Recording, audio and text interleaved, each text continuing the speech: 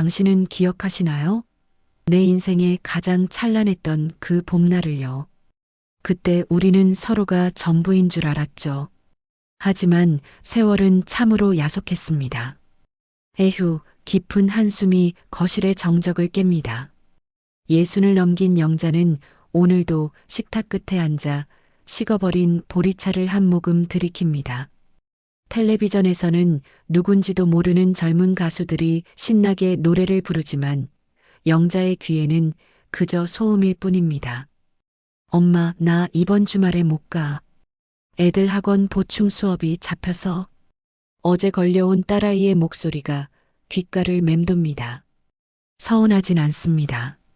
아니, 서운해하면 안 된다고 스스로를 다독인 지 벌써 몇 년째. 자식들 다 키워 시집 장가 보내고 나면 편할 줄 알았는데 막상 찾아온 평화는 평화라기보다 텅 빈 공간에 가까웠습니다. 허허, 영자 씨. 오늘도 혼자예요? 나랑 같이 노인정이라도 가자니까. 앞집 사는 김씨 할머니가 오며 가며 말을 건네지만 영자는 그저 수줍게 웃으며 고개를 저을 뿐입니다. 사람들 속에 섞여 있어도 가슴 한구석이 시린 건 매한가지였으니까요. 영자는 천천히 몸을 일으켜 안방 서랍 깊숙한 곳을 뒤적입니다. 거기엔 낡은 상자 하나가 놓여 있습니다. 먼지가 뽀얗게 내려앉은 상자 뚜껑을 열자 누렇게 변해버린 사진 한 장이 모습을 드러냅니다. 교복을 입고 환하게 웃고 있는 18배 영자, 그리고 그 곁에서 수줍게 그녀의 어깨에 손을 올리고 있는 한 소년. 정우야, 너는 지금 어디서 어떤 모습으로 늙어가고 있니? 손끝으로 사진 속 소년의 얼굴을 쓸어봅니다. 가슴 한쪽이 아릿해집니다. 이 이야기는 흔한 노년의 외로움에 관한 이야기가 아닙니다. 40년 전 지키지 못한 약속과 운명의 장난으로 헤어져야만 했던 두 남녀가 생의 끝자락에서 다시 서로를 찾아가는 기적 같은 여정의 시작입니다. 여러분, 혹시 가슴속에 묻어둔 이름 하나쯤은 있으신가요? 죽기 전에 꼭 한 번만이라도 보고 싶은 그 사람 말입니다. 오늘 이 이야기는 바로 당신의 이야기일지도 모릅니다. 구독과 좋아요는 외로운 영자의 삶에 따뜻한 위로가 됩니다. 종소리 설정까지 해주시면 이들의 다음 이야기를 가장 먼저 만나보실 수 있습니다. 자, 이제 영자의 멈춰버린 시계가 다시 움직이기 시작합니다. 어느 날 오후 우편함에 꽂힌 낡은 봉투 하나가 그녀의 인생을 송두리째 뒤흔들어 놓게 되는데요. 어머, 이게 아직 여기 있었네. 계절이 바뀌려는지 제법 쌀쌀해진 바람에 옷가지를 정리하던 참이었습니다.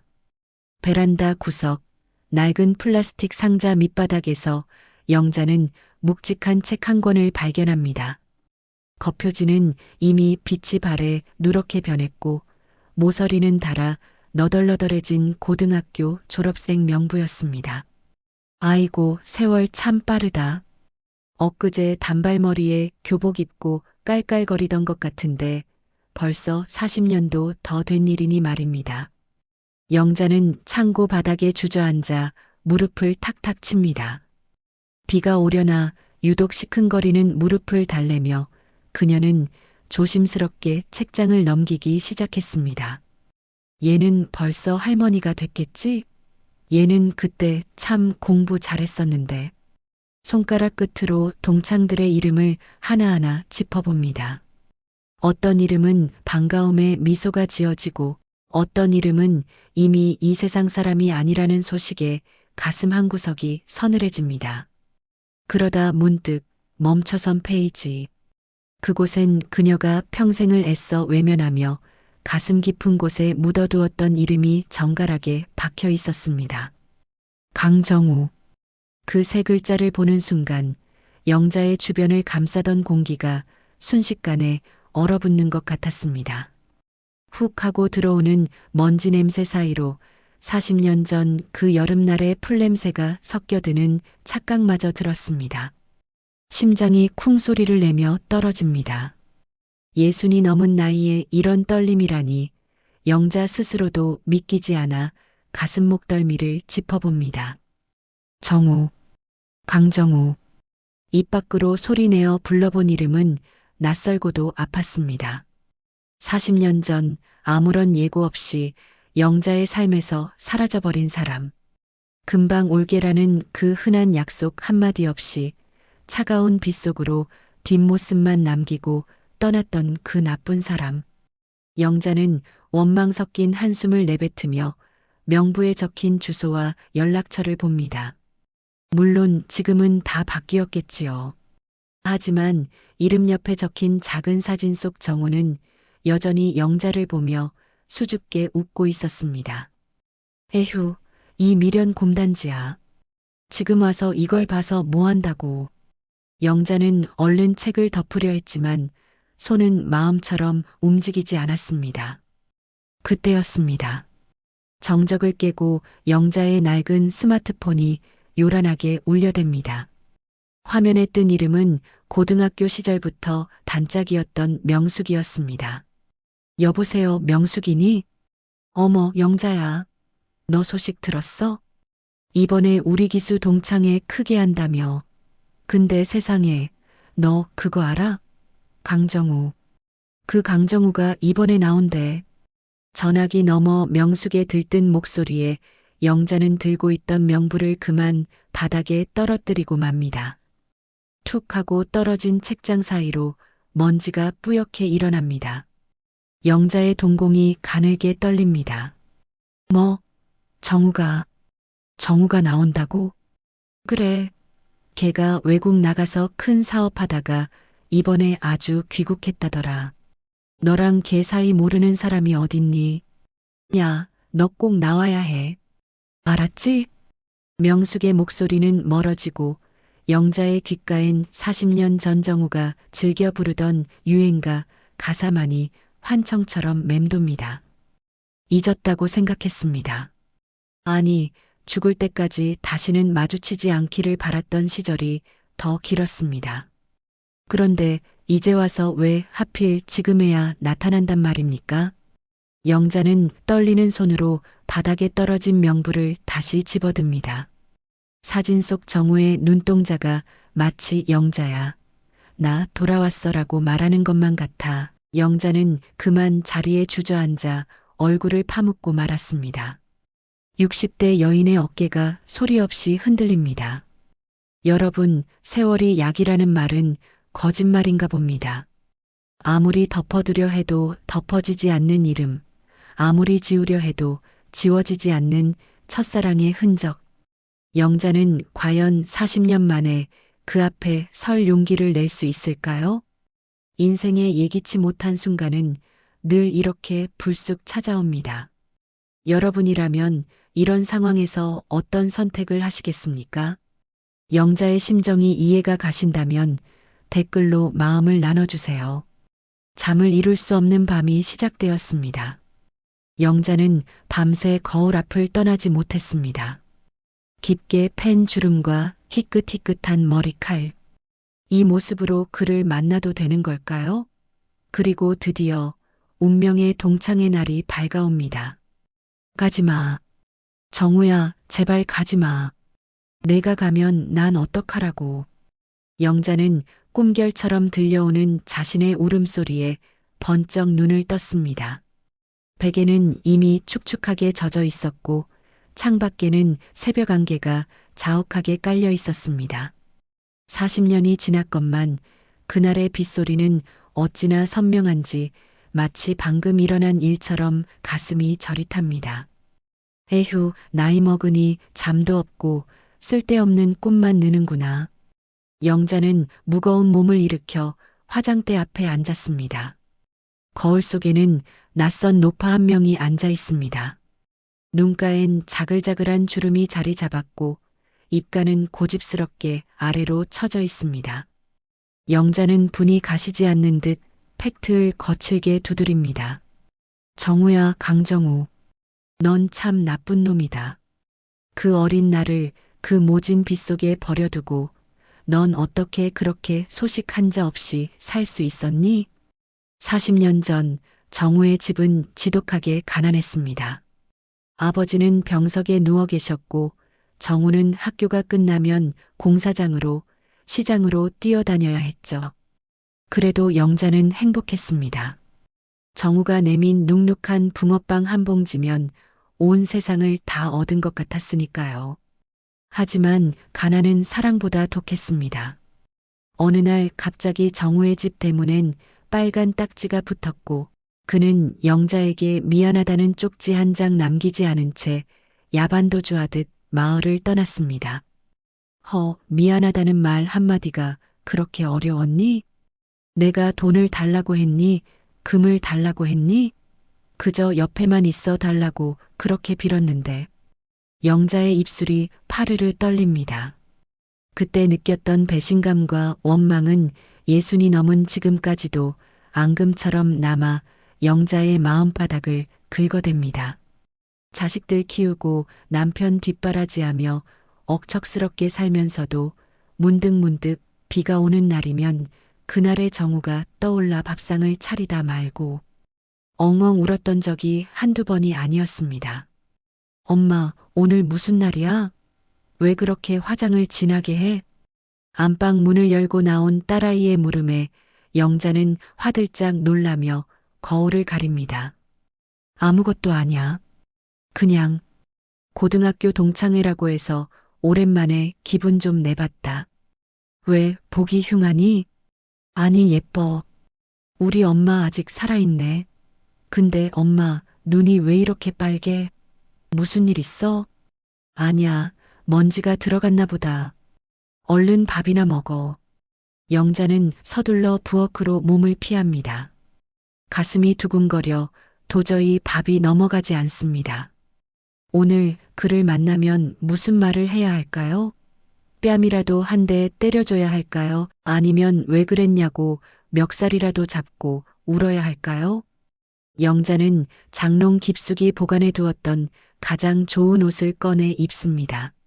남편 상을 치를 때도 딸아이 시집 보낼 때도 아껴두었던 실크 원피스입니다. 거울 앞에서 옷매무새를 다듬으며 영자는 입술을 굳게 깨뭅니다. 그래, 가서 얼굴이나 보자. 얼마나 잘 살고 있길래 이제야 나타났는지. 나를 버리고 간 내 인생이 얼마나 화려했는지 내 두 눈으로 똑똑히 확인해 주마. 하지만 영자의 결연한 다짐과는 달리 구두를 신는 손길은 자꾸만 미끄러집니다. 두려움과 설렘 그리고 깊은 원망이 뒤섞인 채 영자는 40년 만에 과거로 향하는 문을 엽니다. 여러분, 세월이 흐르면 미움도 옅어진다고들 하지만 때로는 그 미움이 삶을 지탱하는 유일한 끈이 되기도 합니다. 영자가 40년 동안 간직해온 이 뜨거운 원망은 과연 재회의 순간 어떤 불꽃으로 타오를까요? 구독자 여러분은 어떠신가요? 죽도록 미운 사람이 있지만 한편으로는 죽도록 보고 싶은 그런 복잡한 마음을 느껴보신 적이 있으신가요? 여러분의 사연을 댓글로 들려주세요. 영자의 발걸음에 큰 힘이 될 것입니다. 동창회 장소인 호텔 연회장 앞, 화려한 조명과 북적이는 사람들 사이로 저 멀리서 한 남자의 뒷모습이 보입니다.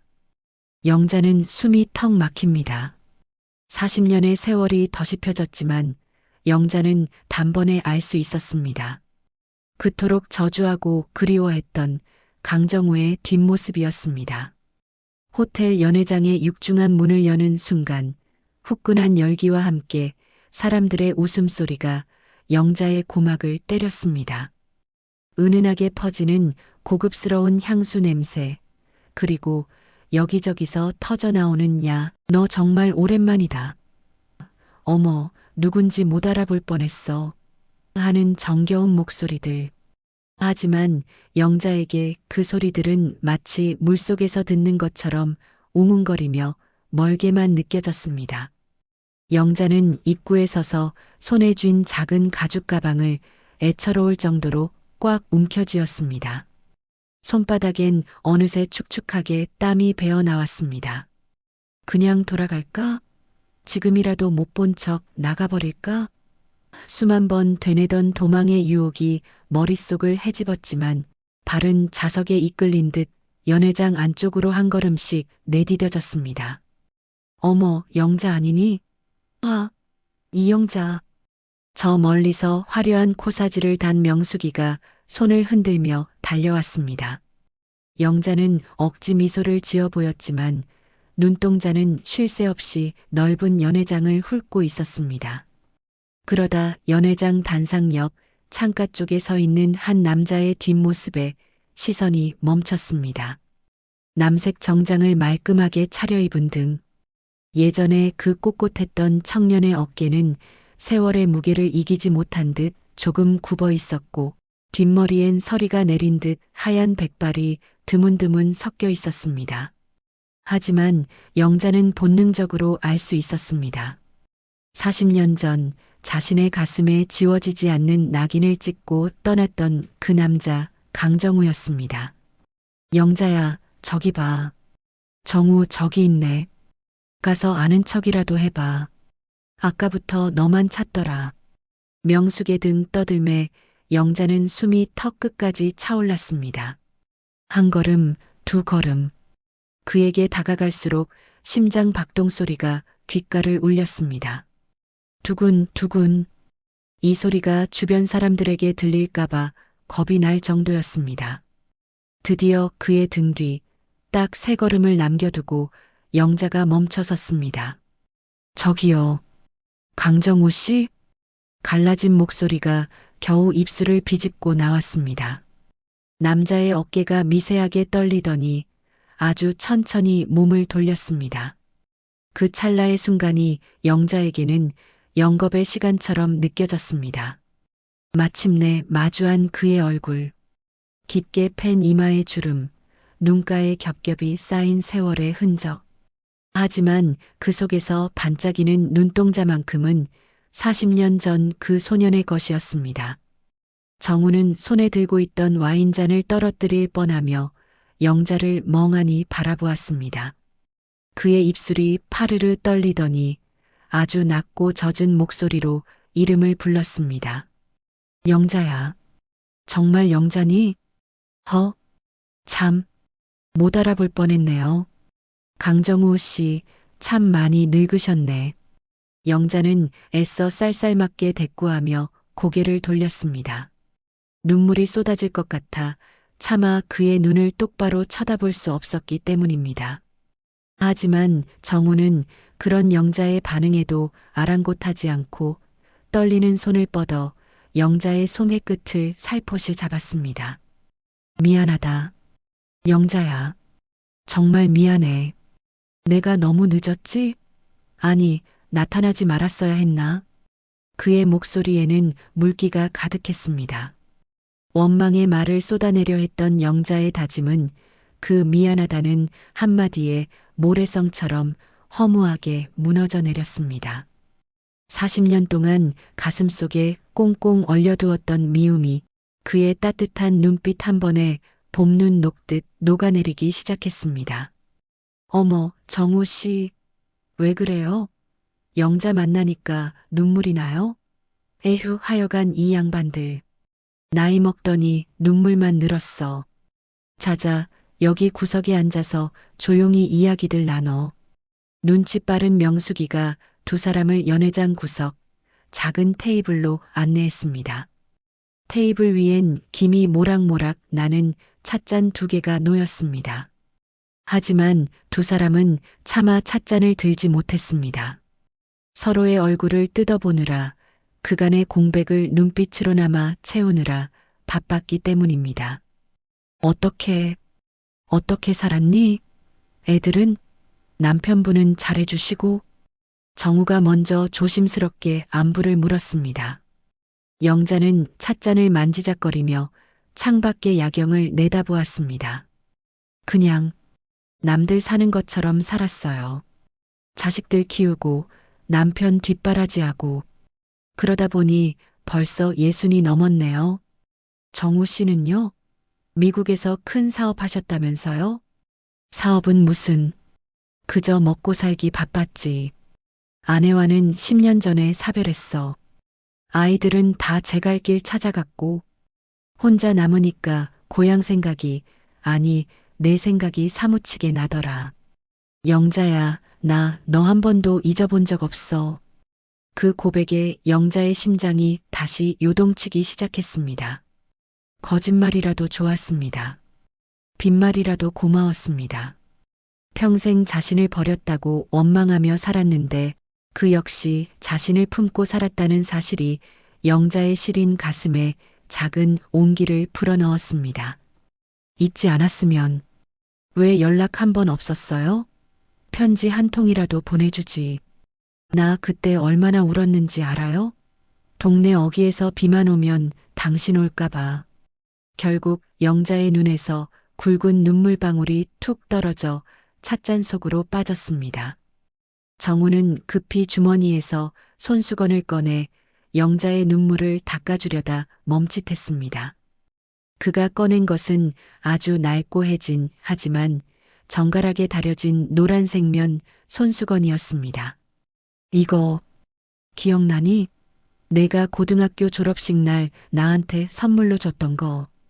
영자의 눈이 휘둥그레졌습니다. 40년 전 가난했던 정우에게 힘내라고 건넸던 이름 없는 선물. 그 낡은 손수건이 그의 손에 여전히 들려 있었습니다. 이걸 아직도 가지고 있었어요? 내 인생의 가장 소중한 보물이었으니까. 힘들 때마다 이걸 보며 버텼어. 언젠가 다시 만나면 꼭 돌려주면서 사과하고 싶었거든. 두 사람의 시선이 공중에서 얽혔습니다. 연회장의 시끄러운 소음은 사라지고 오직 두 사람만의 시간이 흐르기 시작했습니다. 예순의 봄 식어버린 줄 알았던 불씨가 다시금 지펴지는 순간이었습니다. 여러분, 인생은 참 알다가도 모를 일입니다. 40년이라는 긴 세월도 진심 앞에서는 찰나에 불과하니까요. 영자의 굳게 닫혔던 마음의 빗장이 조금씩 열리고 있습니다. 하지만 이들의 재회는 이제 시작일 뿐입니다. 다시 만난 기쁨 뒤에는 우리가 미처 알지 못했던 가슴 아픈 현실이 기다리고 있으니까요. 여러분은 만약 과거의 연인을 40년 만에 만난다면 어떤 말을 먼저 건네고 싶으신가요?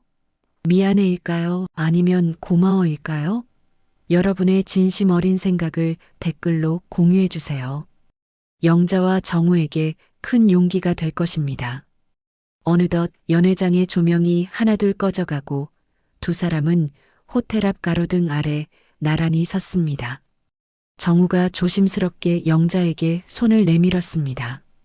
영자야, 우리 내일 다시 만날 수 있을까?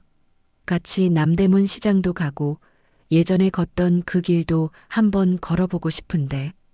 영자는 대답 대신 정우의 굽은 어깨를 살며시 감싸쥐었습니다. 밤 공기는 차가웠지만 두 사람의 마음속엔 아주 따뜻한 봄바람이 불어오고 있었습니다. 하지만 그때는 몰랐습니다. 정우의 떨리는 손이 단순히 재회의 설렘 때문만이 아니었다는 사실을 말입니다. 어머나 세상에. 정우 씨, 저 꽃 좀 봐요. 어쩌면 저렇게 흐드러지게 피었을까. 영자는 아이처럼 탄성을 내뱉으며 덕수궁 담장 너머로 고개를 내민 벚꽃 가지를 가리켰습니다. 어제 동창회에서의 그 무겁고 원망 섞였던 마음은 어디로 갔는지 오늘 영자의 옷차림은 봄볕만큼이나 화사했습니다. 서랍 깊숙이 넣어두었던 연분홍 실크 스카프를 꺼내 두르고 딸아이가 생일 선물로 사준 진주 귀걸이까지 챙겨 시력을 잃어가는 거울 앞에서 몇 번이나 매만졌는지 모릅니다. 허허, 꽃이 예쁘긴 하네. 하지만 영자야, 내 눈에는 저 꽃보다 내가 더 고와 보여. 60 넘어서 이런 말하면 주책이라고 하려나? 정우가 카메라 렌즈를 만지작거리며 쑥스러운 듯 웃음을 터뜨렸습니다. 그 소리에 영자는 에휴, 이 양반이 못하는 소리가 없어. 라며 가볍게 정우의 팔싸기를 쳤지만 광대뼈 근처에 머문 분홍빛 홍조는 감출 길이 없었습니다. 60대 누군가는 인생의 황혼이라 부르며 저물어가는 해를 기다리는 나이라 말하지만 지금 이 길을 걷는 두 사람에게는 18배 그 봄날이 다시 돌아온 것만 같았습니다. 두 사람은 천천히 돌담길을 걸었습니다. 예전 같으면 남들 시선이 무서워 팔꿈치만 스쳐도 소스라치게 놀랐을 텐데 이제는 세월의 풍파를 겪은 노련함 덕분일까요? 정우가 조심스럽게 영자의 손을 잡았을 때 영자는 거부하는 대신 그 투박하고 거친 손마디를 마주 잡았습니다. 손이 참 많이 고생했네요, 정우 씨. 굳은 살이 박여서 꼭 나무뿌리 같아. 영자가 안쓰러운 듯 그의 손등을 쓸어내리자 정우는 씁쓸한 미소를 지으며 대답했습니다. 미국 땅에서 안 해본 일이 없거든. 세탁소 주방 보조부터 시작해서 공사장 인부까지. 그래도 버텼던 건 언젠가 이 손으로 너를 다시 잡고 싶다는 희망 때문이었어. 영자야, 나 거기서 정말 치열하게 살았어. 너한테 부끄럽지 않은 사람이 되려고. 그 말에 영자의 가슴 한구석이 찡해졌습니다. 평생 자신을 버리고 도망간 나쁜 놈이라 욕하며 살았는데 정작 이 남자는 먼 타국에서 자신의 이름 석자를 부적으로 삼아 모진 풍파를 견뎌냈던 것입니다. 아이고, 참. 바보 같긴. 그 고생을 혼자 다 하고 왜 그렇게 미련하게 살았어요. 두 사람은 시장 골목으로 자리를 옮겼습니다. 김이 모락모락 나는 떡볶이집 앞에 멈춰 선 정우가 눈을 반짝였습니다. 영자야, 기억나? 우리 고등학교 때 학교 뒷골목에서 몰래 먹던 떡볶이. 그때 넌 매운 거 못 먹어서 늘 물에 씻어 먹었잖아. 어머, 그걸 아직도 기억해요? 호호, 맞아요. 그때 정우 씨가 내 목까지 다 먹어치우는 바람에 내가 얼마나 심통이 났었는데. 두 사람은 노점 의자에 나란히 앉아 떡볶이 한 그릇을 나눠 먹었습니다. 입가에 고추장 양념이 묻은 줄도 모르고 서로를 보며 깔깔거리는 모습은 영락없는 소년 소녀의 모습이었습니다. 주변의 젊은 연인들이 신기한 듯 쳐다보았지만 두 사람에게는 오직 서로의 웃음소리만이 세상의 전부였습니다. 하지만 즐거운 시간도 잠시 정우의 안색이 미세하게 창백해지기 시작했습니다. 영자가 잠시 휴지를 가지러 간 사이 정우는 급히 주머니에서 작은 약통을 꺼내 손바닥에 알약 몇 알을 쏟아냈습니다. 그리고는 물도 없이 침으로 억지로 삼켜 넘겼습니다. 쿨럭, 낮은 기침 소리가 새어나왔지만 정우는 가슴을 움켜쥐며 숨을 골랐습니다. 정우 씨, 괜찮아요? 기침이 심한 것 같은데. 영자가 걱정스러운 표정으로 돌아오자 정우는 아무 일 없었다는 듯 인자한 웃음을 지어 보였습니다. 아, 별거 아냐. 갑자기 찬바람을 쐬어서 그런가 보네. 자, 이제 우리 남대문 시장 쪽으로 넘어가 볼까? 거기 내가 좋아하던 잉어빵집이 아직 그대로 있더라고. 영자는 정우의 팔짱을 꽉 꼈습니다. 왠지 모를 불안감이 엄습했지만 지금 이 순간의 행복을 깨뜨리고 싶지 않았습니다. 예순의 봄 다시 찾은 사랑은 꽃잎처럼 아름다웠지만 동시에 가을날 억새처럼 위태로워 보이기도 했습니다. 두 사람은 해가 질 때까지 서울 도심 곳곳을 누볐습니다. 광장시장에서 빈대떡에 막걸리 한 잔을 나누며 지나온 40년의 세월을 이야기했고 청계천 물길을 따라 걷다 멈춰 서서 서로의 깊게 팬 주름을 손가락으로 따라 그려보기도 했습니다. 정우 씨, 오늘 정말 꿈만 같아요. 나 평생 이런 날이 올 줄 몰랐거든요. 나도 그래, 영자야. 이제 우리 헤어지지 말자. 남은 시간 동안 내가 너한테 못다한 사랑 다 줄게. 가로등 조명이 하나둘 켜지는 저녁 무렵 정우가 영자를 집 앞까지 바래다 주었습니다. 영자가 아파트 단지로 들어가는 뒷모습을 한참 동안 바라보던 정우. 그러나 영자가 시야에서 사라지자마자 그는 참아왔던 기침을 폭발적으로 쏟아내며 가로등 기둥을 붙잡고 주저앉았습니다. 입가를 닦아낸 그의 손수건에는 붉은 핏자국이 선명하게 번져 있었습니다. 제발, 조금만 더, 시간이 더 있었으면 좋겠는데. 정우의 독백이 차가운 밤 공기 속으로 흩어졌습니다. 기적처럼 다시 만난 두 사람, 하지만 신은 이들에게 온전한 행복만을 허락하지는 않은 모양입니다. 여러분, 인생이란 참으로 얄궂지 않습니까? 가장 행복한 순간에 가장 잔인한 진실이 고개를 내미니 말입니다. 정우가 40년 만에 영자를 찾아온 진짜 이유, 그리고 그가 숨기고 있는 그 무거운 비밀은 과연 무엇일까요? 오늘 이야기를 들으시며 여러분의 가슴속엔 어떤 생각이 스쳐 지나가셨나요?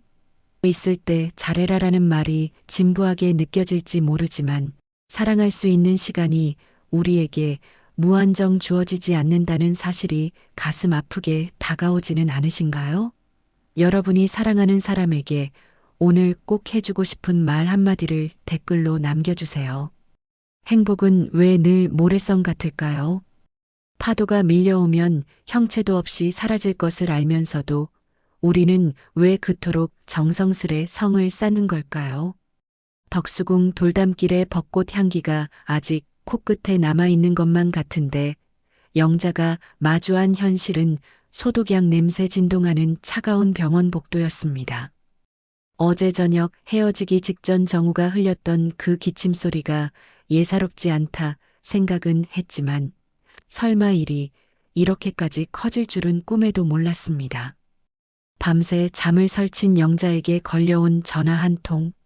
정우가 묵고 있는 호텔 직원이었습니다.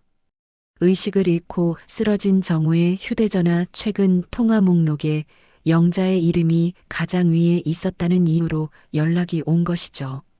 영자는 신발도 제대로 신지 못한 채 택시를 잡아탔습니다.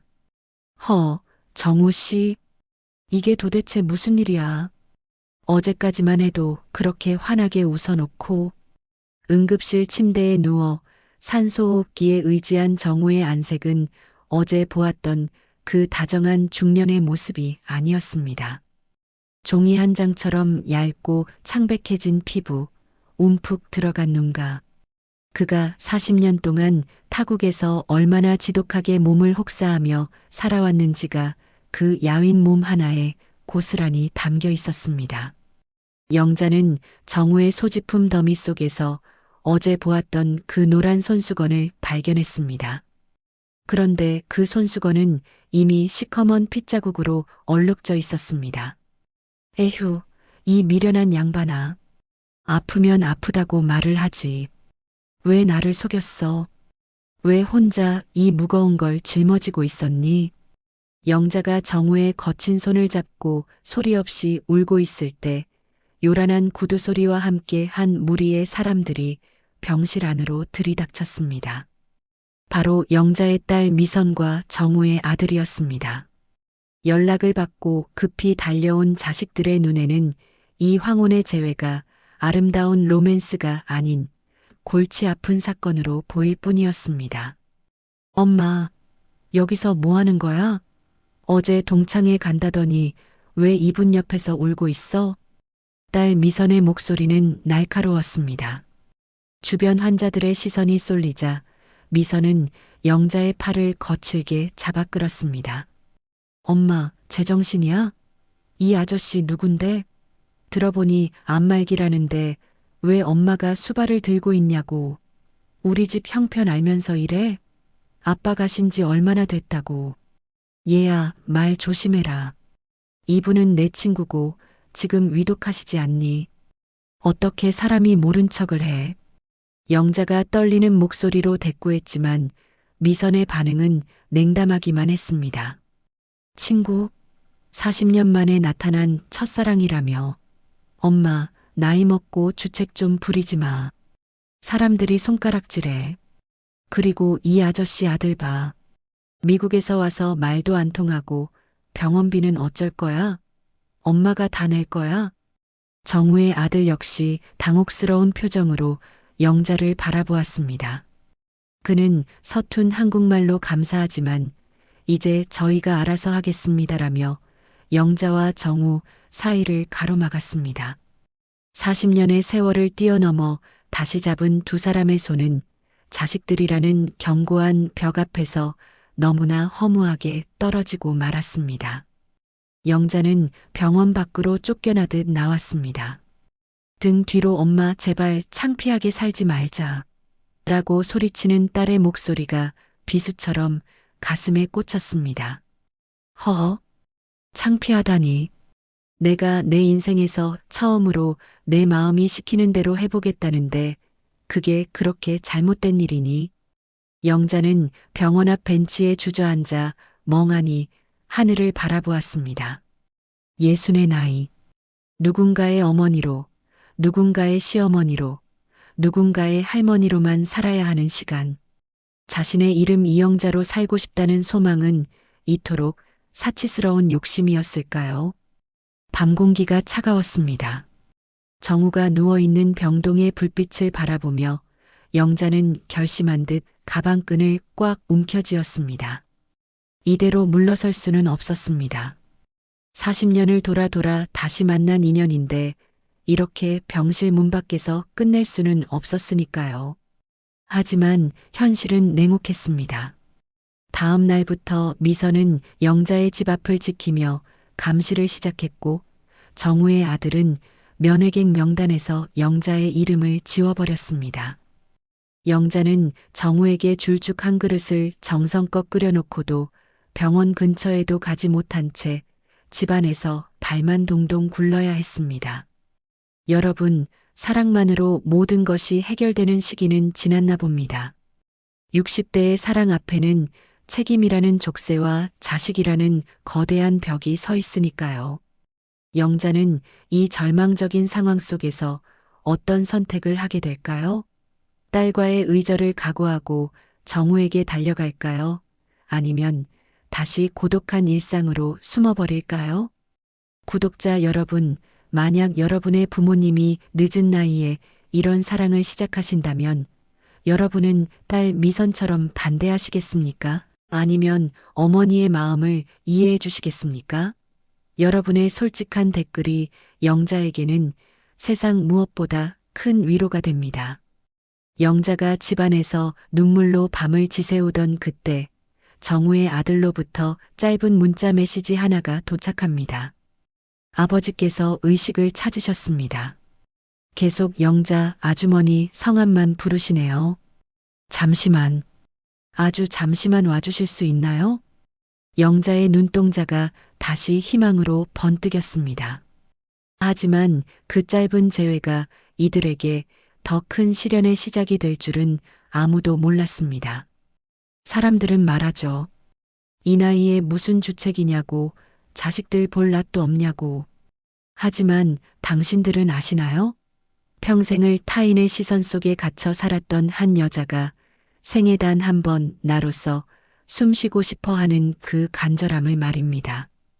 딸 미선과의 거친 언쟁 끝에 집을 나선 영자의 발걸음은 위태로웠습니다.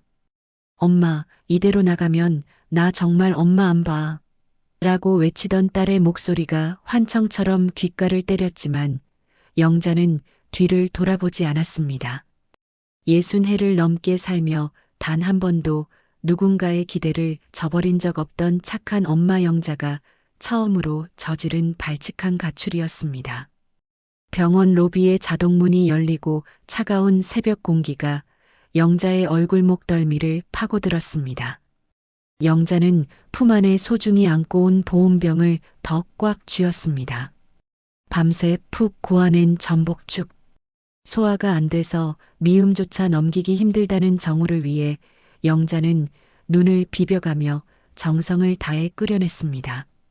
에휴, 정우 씨. 당신은 왜 이렇게 속이 없어요? 나한테 미안하면 얼른 일어나서 밥이라도 한술 떠야지. 정우의 병실 문 앞.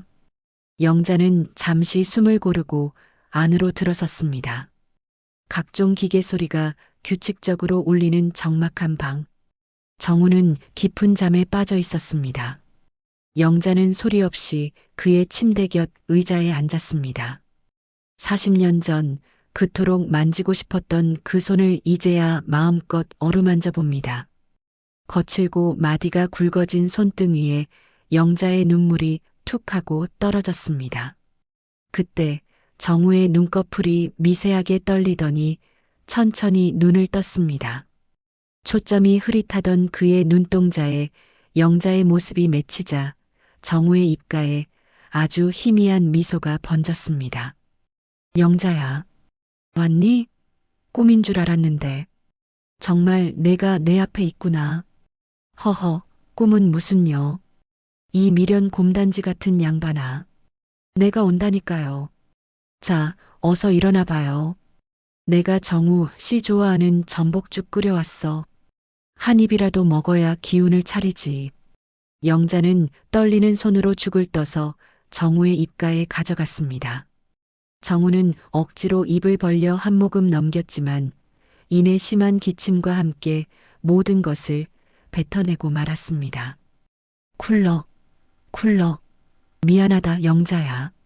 내 몸이 내 마음 같지가 않네. 내가 너한테 짐만 되는 것 같아서 마음이 너무 아파. 정우의 눈에서 회한의 눈물이 흘러내렸습니다. 영자는 급히 제육장에서 등장했던 그 노란 손수건을 꺼내 그의 입가를 닦아주었습니다. 핏자국이 점점이 박힌 그 낡은 천 조각을 보며 영자는 입술을 굳게 깨물었습니다. 짐이라니요. 그런 소리 마요. 40년 전에 나버리고 갈 때보다 지금이 100배 1000배 나아요. 적어도 지금은 내가 당신 옆에서 손이라도 잡아줄 수 있잖아. 정우 씨, 우리 약속해요. 이번에는 절대로 먼저 손 놓지 않기로. 알았죠? 그때였습니다. 병실 문이 거칠게 열리며 정우의 아들이 들어왔습니다. 그는 밤새 병실을 지킨 영자를 보며 복잡한 표정을 지었습니다. 미국에서 성공한 사업가로 자란 그는 아버지의 갑작스러운 투병과 그 곁을 지키는 낯선 여인의 존재를 쉽게 받아들이지 못했습니다. 아주머니, 정말 고맙습니다. 하지만 제 아버지는 제가 케어하겠습니다. 한국에 계신 아주머니 가족분들도 걱정이 많으시다고 들었습니다. 이쯤에서 그만 돌아가 주시는 게 서로에게 좋을 것 같습니다. 정우 아들의 말투는 정중했지만 그 속엔 단단한 거절의 벽이 느껴졌습니다. 영자는 자리에서 일어나 그를 똑바로 응시했습니다. 평소라면 고개를 숙였을 영자였지만 오늘의 영자는 달랐습니다. 아드님, 미안해요. 하지만 난 못 갑니다. 내 딸하고 의절을 하고 세상 사람들이 나를 미친 할망구라고 손가락질해도 나 여기 있을 겁니다. 당신 아버지가 40년 동안 이 손수건 품고 나 기다렸듯이 나도 남은 시간 동안 이 사람 옆에서 지키지 못한 약속 다 지킬 거예요. 그러니까 제발 부탁입니다. 나를 쫓아내지 말아주세요. 영자의 단호한 눈빛에 정우의 아들도 할 말을 잃은 듯 고개를 돌렸습니다. 병실 안에는 정적만이 감돌았습니다. 그 정적을 깨고 정우가 힘겹게 아들의 손을 잡았습니다. 아들아, 이 사람 내 인생의 단 하나의 빛이었다. 내가 마지막으로 부탁하마. 영자를 허락해 주련. 아버지의 간절한 부탁에 아들은 결국 고개를 끄덕이며 병실을 나갔습니다. 이제 온전히 두 사람만의 시간이 찾아왔습니다.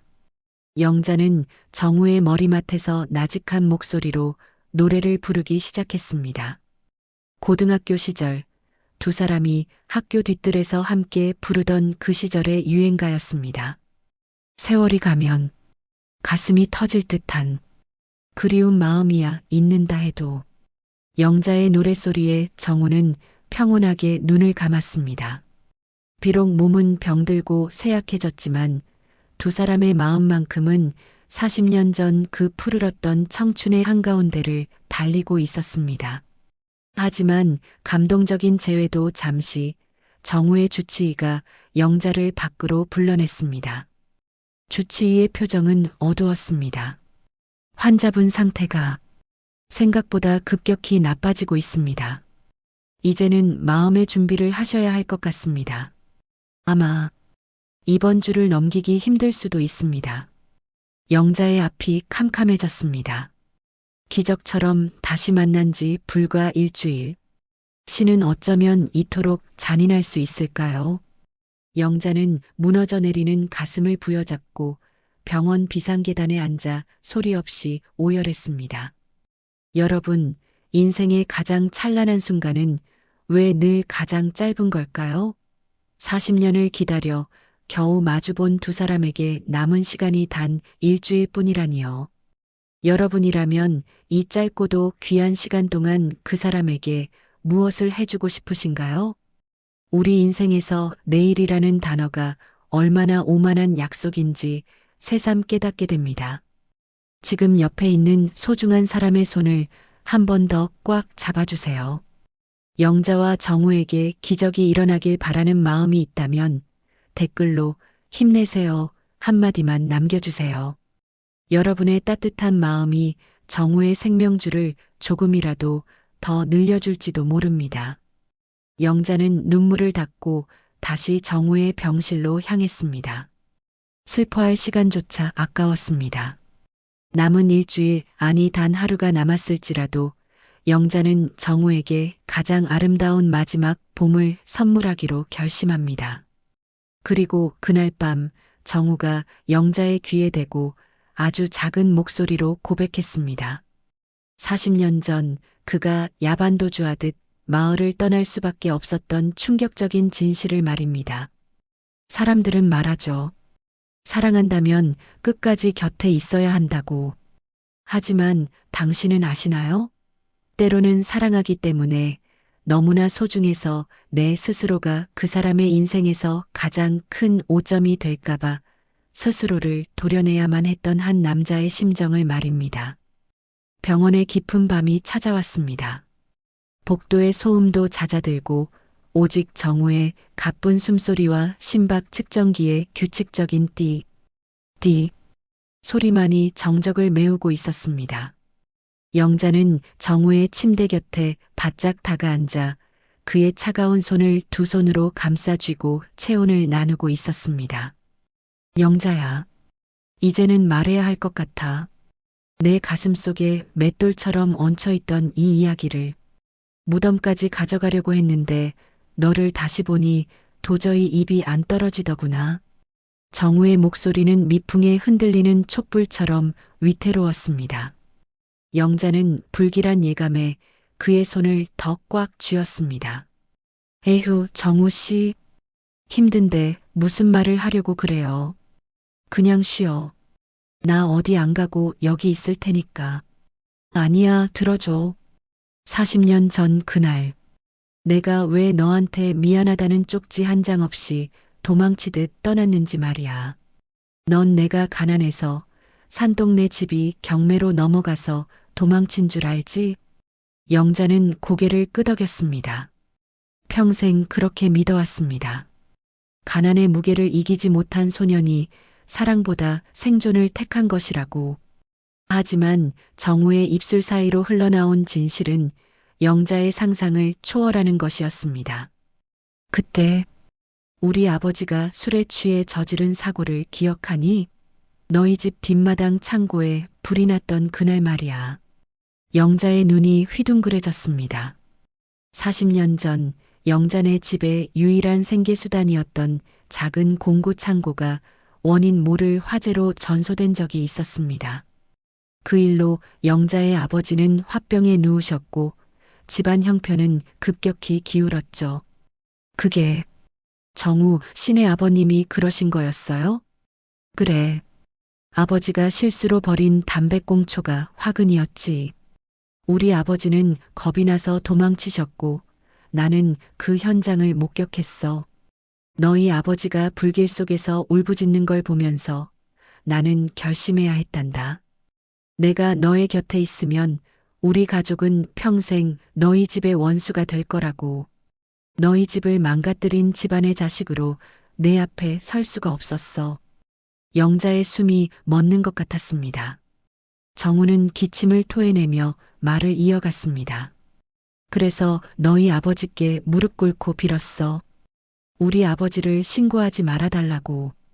대신 내가 평생을 바쳐 그 빚을 갚겠다고. 너희 아버지는 조건 하나를 거셨지.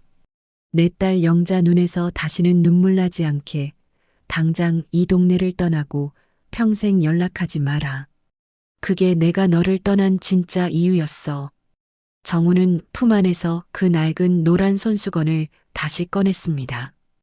미국에 가서 하루 20시간씩 일했어.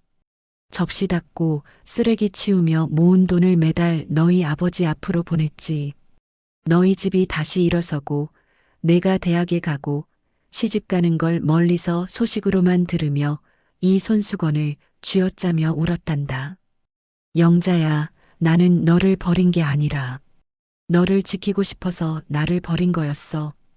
영자는 그만 자리에 주저앉아 통곡하고 말았습니다. 40년 동안 품어왔던 원망이 실상은 자신을 향한 지독하고도 처절한 희생이었다는 사실이 그녀의 심장을 갈기갈기 찢어놓았습니다. 이 바보 같은 사람아. 그걸 왜 혼자 다 짊어졌어. 내가 알았으면 당신 손잡고 같이 이겨냈을 거 아냐. 왜 나를 평생 원망하는 사람으로 만들었어. 왜? 영자는 정우의 가슴팍 목덜미를 부여잡고 아이처럼 엉엉 울었습니다. 애구구, 내 팔자야. 이 가여운 사람을 내가 그것도 모르고. 영자의 오열이 병실을 가득 채웠습니다. 정우는 떨리는 손으로 영자의 젖은 뺨을 닦아주었습니다. 영자야, 울지 마. 나는 후회 안 해.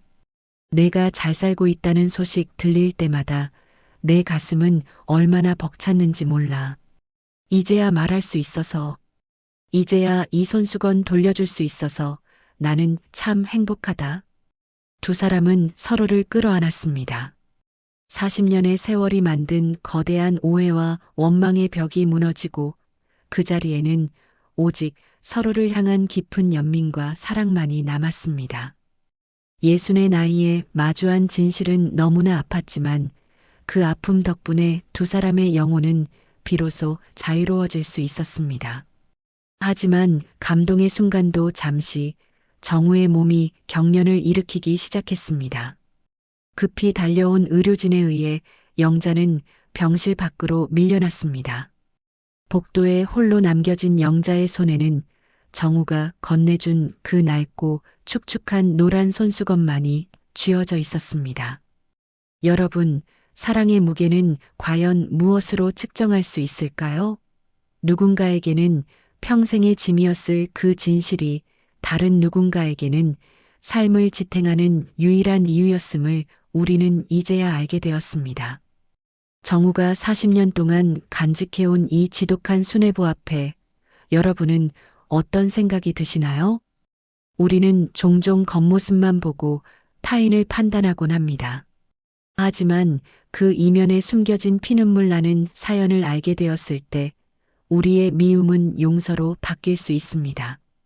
여러분의 인생에도 혹시 오해 때문에 마음의 문을 닫아버린 누군가가 있나요? 오늘 밤 영자의 눈물을 보며 그분에게 먼저 손을 내밀어 보는 건 어떨까요? 병원 창밖으로 어느새 새벽동이 터오고 있었습니다. 길고 길었던 40년의 밤이 지나고 드디어 영자와 정우의 진정한 아침이 밝아오고 있었습니다. 그러나 그 아침이 이들에게 허락된 마지막 햇살이라는 사실을 영자는 직감하고 있었습니다. 사람들은 끝이 보이면 포기하라고 말합니다. 하지만 당신은 아시나요? 사랑하는 사람의 마지막 숨결마저도 놓치고 싶지 않은 그 1분 1초가 평생보다 더 길고 소중하게 느껴지는 그 간절함을 말입니다. 중환자실의 기계음은 차갑고 단조로웠습니다. 정우의 심장 박동을 알리는 선은 위태롭게 흔들리고 있었고 의료진은 고개를 가로저으며 영자에게 마지막 인사를 준비하라고 일렀습니다. 하지만 영자는 포기할 수 없었습니다. 아니, 포기라는 단어는 이미 40년 전 그를 잃었을 때 가슴속에서 지워버린 지 오래였습니다. 에휴, 정우 씨, 내 말 들려요? 이렇게 그냥 가면 안 돼. 나랑 같이 남대문 가서 잉어빵 먹기로 했잖아. 덕수궁 돌담길 다시 걷기로 했잖아. 40년 기다리게 했으면 적어도 40년은 내 옆에서 빚 갚아야지. 이 나쁜 사람아. 영자는 정우의 귓가에 끊임없이 속삭였습니다. 그녀의 목소리는 떨리고 있었지만 그 어느 때보다 단단했습니다. 그때였습니다. 병실 밖에서 그토록 완강하게 반대하던 딸 미선이 조심스럽게 문을 열고 들어왔습니다. 미선의 손에는 영자가 챙기지 못한 낡은 사진첩 하나가 들려 있었습니다. 엄마, 이제 그만해. 아저씨 너무 힘들어 보이셔. 보내드려야 할 때도 있는 거야. 미선의 말에 영자는 고개를 돌려 딸을 바라보았습니다. 그 눈에는 원망이 아닌 형용할 수 없는 깊은 슬픔과 사랑이 담겨 있었습니다. 미선아, 너는 모를 거다. 이 아저씨가 나를 위해 어떻게 살았는지. 40년 동안 내 이름 석자를 가슴에 문신처럼 새기고 먼 타국에서 비바람 맞으며 나를 지켰던 사람이야. 내 인생에 이 사람 빼면 뭐가 남겠니? 엄마는 이 사람의 마지막 길마저 외롭게 두고 싶지 않아. 영자는 미선의 손을 잡고 사진첩을 펼쳤습니다. 그 속에는 정우가 미국에서 매달 보내온 돈으로 영자네 가족이 다시 일어섰던 증거들, 그리고 정우가 영자 몰래 찍어 보관했던 빛바랜 사진들이 가득했습니다. 미선은 사진첩을 넘기며 비로소 깨달았습니다. 자신이 주책이라 비난했던 엄마의 사랑이 사실은 자신의 삶을 지탱해온 보이지 않는 뿌리였다는 사실을 말입니다. 엄마 미안해. 내가 정말 아무것도 몰랐어. 정말 미안해. 미선은 영자의 어깨를 감싸 안으며 함께 오열했습니다. 자식의 용서와 이해가 병실 안의 무거운 공기를 녹여내던 순간 기적 같은 일이 일어났습니다. 뚝, 뚝, 뚝. 불규칙하던 심장 박동 소리가 조금씩 안정적으로 바뀌기 시작한 것입니다. 정우에 감겨있던 눈꺼풀이 파르르 떨리더니 아주 천천히 눈이 떠졌습니다. 그는 영자와 미선을 번갈아 바라보며 힘겹게 입술을 뗐습니다. 영자야, 울지 마. 나 아직 안 가. 내 목소리가 들려서 도저히 발길이 안 떨어지더라. 정우의 목소리는 아주 작았지만 영자에게는 세상 그 어떤 교향곡보다 웅장하게 들렸습니다. 영자는 정우의 손등에 이마를 대고 흐느꼈습니다.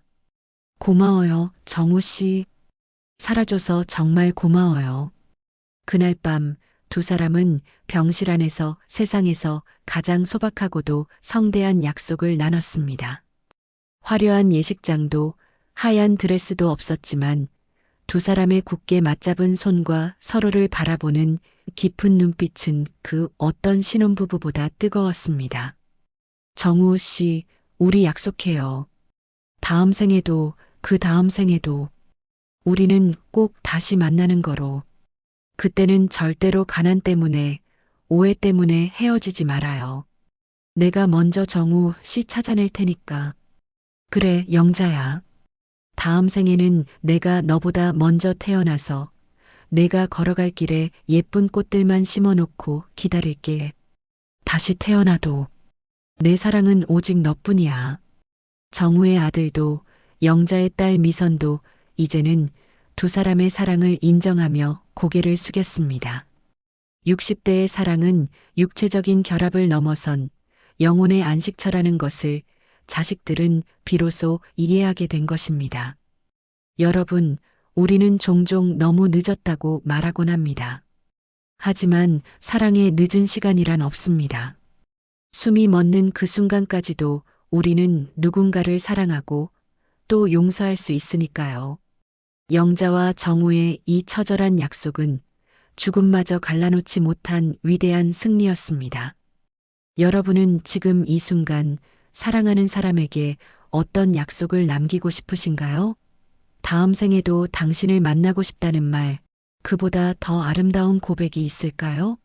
여러분의 가슴속 깊이 간직한 영원한 약속을 댓글로 남겨주세요. 그 진심이 하늘에 닿아 기적을 만들어낼지도 모릅니다. 정우의 상태는 그날 이후 조금씩 호전되기 시작했습니다. 의료진은 의학적으로 설명하기 힘든 기적이라고 입을 모았습니다. 그리고 몇 달 뒤 병원 냄새 가득한 병실을 벗어나 두 사람은 드디어 그토록 원했던 둘만의 집으로 향하게 됩니다. 거기엔 40년 전 그들이 꿈꿨던 작은 정원과 함께 늙어갈 수 있는 평온한 저녁 노을이 기다리고 있었습니다. 인생의 황혼이 이토록 눈부실 줄 예전엔 미처 몰랐습니다. 태양이 저물어갈 때 비로소 세상이 온통 황금빛으로 물드는 것처럼 우리 인생도 끝자락에 이르러서야 가장 깊은 사랑의 색깔을 띠게 되는 모양입니다. 강원도 어느 산자락 밑 작고 아담한 마당이 딸린 집. 병원 문을 나선 영자와 정우가 보금자리를 튼 곳입니다. 화려한 가구 하나 없지만 아침이면 산새들이 지저귀고 낮이면 마루 깊숙이 햇살이 들어와 앉는 이곳에서 두 사람은 40년 동안 밀린 우리의 시간을 살아가고 있습니다. 허허, 영자야. 저기 봐라. 내가 심어놓은 채송화가 벌써 이만큼이나 자랐네. 어쩜 주인을 닮아서 저렇게 앙증맞고 예쁠까. 정우가 지팡이를 짚고 천천히 꽃밭으로 다가가며 너털웃음을 터뜨립니다. 병색은 여전히 남아있어 조금만 걸어도 숨이 차오르지만 그의 눈동자만큼은 청년 시절의 그 정우처럼 맑고 깊습니다.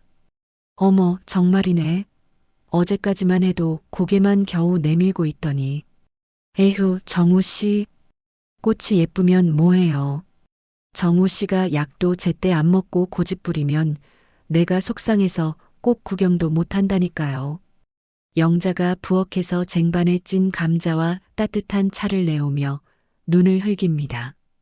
하지만 그 눈빛엔 원망 대신 깊은 애정이 뚝뚝 묻어납니다. 영자는 정우의 옆에 앉아 정성스레 감자 껍질을 벗겨 그의 입에 넣어줍니다. 자, 어서 드셔봐요. 우리 미선이가 보내준 건데 포실포실하니 참 맛있네. 어머, 뜨거워라. 천천히 들어요. 허허, 알았다, 알았어. 영자가 주는 건 독약이라도 달게 먹을 텐데 이렇게 맛있는 감자를 주니 내가 기운이 안 날 수가 있나? 미선이한테 고맙다고 전화라도 한 통 해야겠네. 이제 미선이는 두 사람의 가장 든든한 지원군이 되었습니다. 주말마다 남편과 아이들을 데리고 이곳에 내려와 정우를 아버님이라 부르며 살갑게 챙깁니다. 정우의 아들 역시 미국에서 수시로 영상 통화를 걸어 아버지의 안부를 묻곤 하죠. 40년의 세월이 얽히고 설켜 만든 매듭은 이제 가족이라는 이름의 따뜻한 그물이 되어 두 사람을 포근하게 감싸 안고 있습니다. 해질녘이 되자 정우는 안방 벽에 정갈하게 액자로 만들어 걸어둔 그 노란 손수건을 물끄러미 바라봅니다. 낡고 해졌지만 그 위에는 두 사람의 40년 인생이 고스란히 박혀 있습니다. 영자야, 고맙다. 나 같은 사람 기다려줘서, 그리고 마지막까지 내 곁에 있어줘서.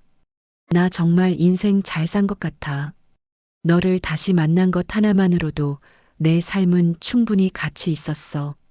정우가 영자의 거친 손을 잡으며 나직이 말했습니다. 영자는 대답 대신 정우의 어깨에 머리를 기댔습니다. 정우 씨, 우리 다음 생에는 너무 멀리 돌아가지 말아요.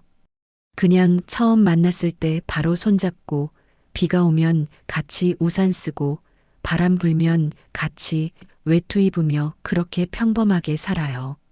알았죠? 그래. 그러자. 그때는 내가 너 절대 안 놓을게. 마당 너머로 붉은 노을이 길게 그림자를 늘어뜨립니다. 두 사람의 그림자는 하나로 합쳐져 땅 위로 길게 누웠습니다. 비록 몸은 쇠약해지고 머리는 하얗게 샜지만 서로를 바라보는 눈빛만은 40년 전 그 빛 속의 소년 소녀 그대로였습니다. 여러분, 사랑은 완성되는 것이 아니라 이어가는 것이라고 합니다. 60대에 다시 만난 이들의 첫사랑은 죽음을 앞두고서야 비로소 가장 찬란한 꽃을 피웠습니다. 비록 남은 시간이 얼마일지 아무도 알 수 없지만 두 사람에게 그것은 중요하지 않습니다. 지금 이 순간 서로의 숨결을 느낄 수 있다는 것만으로도 이들은 온 우주를 다 가진 것보다 행복하니까요. 긴 이야기를 함께 해주신 여러분, 감사합니다. 영자와 정우의 이야기를 들으며 여러분의 마음속엔 어떤 얼굴이 떠오르셨나요? 우리는 누구나 가슴속에 낡은 손수건 하나쯤은 품고 삽니다. 지키지 못한 약속, 전하지 못한 사과, 그리고 끝내 잊지 못한 이름 하나. 세월이 흘러 주름은 깊어지고 머리칼은 희끗해졌지만 그 순수했던 마음만은 여전히 우리 가슴 한구석에서 숨쉬고 있습니다. 인생의 마지막 페이지에서 우리가 가져갈 수 있는 건 돈도 명예도 아닌 바로 사랑했던 기억뿐이라고 합니다. 오늘 밤 여러분도 가슴속 깊이 묻어두었던 그 이름을 한 번만 나직이 불러보시는 건 어떨까요? 당신은 죽기 전 단 한 사람에게만 진심을 전할 수 있다면 누구에게 어떤 말을 남기시겠습니까? 여러분의 소중한 인생 이야기를 댓글로 들려주세요. 한 분 한 분의 사연이 우리 모두에게 따뜻한 위로와 용기가 될 것입니다. 오늘 이야기가 가슴에 울림을 주었다면 구독과 좋아요로 이 따뜻한 온기를 나누어 주세요. 저는 더 감동적인 이야기로 다시 찾아오겠습니다.